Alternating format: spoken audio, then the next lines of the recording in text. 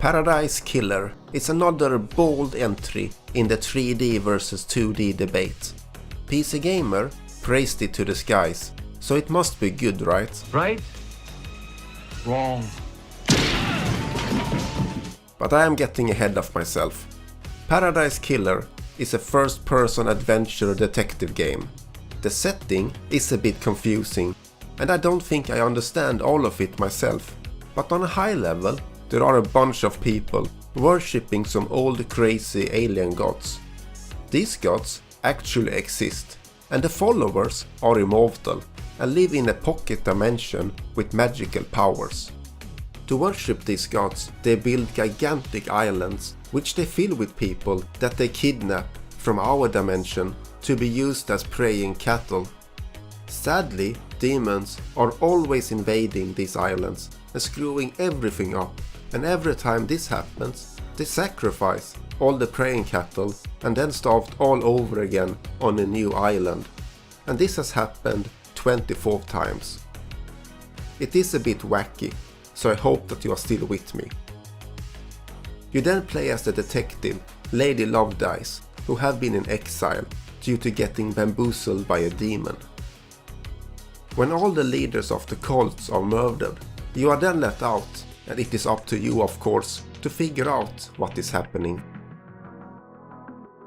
It is as crazy as it sounds, and if you like getting deep into game lore, then this might be right up your alley.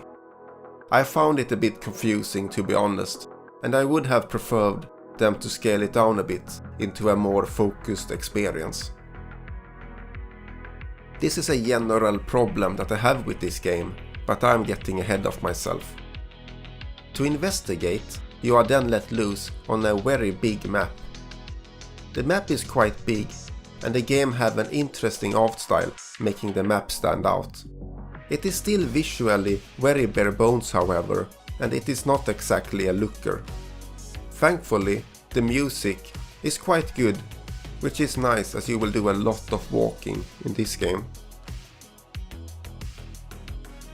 You see, while many other narrative games have some kind of narrative arc and stuff where events actually happens, Paradise Killer just let you loose on this big island and tells you to let the game know when you are ready for the trial.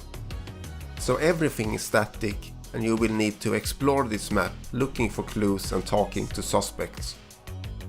Important clues are scattered across the map, but most of it is empty and contains nothing but boring collectibles, and it all ends up feeling like a very boring platformer. I truly didn't like the exploration part of this game, and it completely destroys the pacing of the story and makes the whole game feel very bloated. There are also barely any puzzles to break it up, and the few puzzles that do exist are very boring.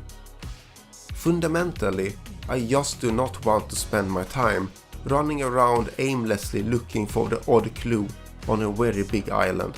It is just not very fun. Key item obtained. The second part of the investigation is talking with the suspects, and this works better than the exploration part.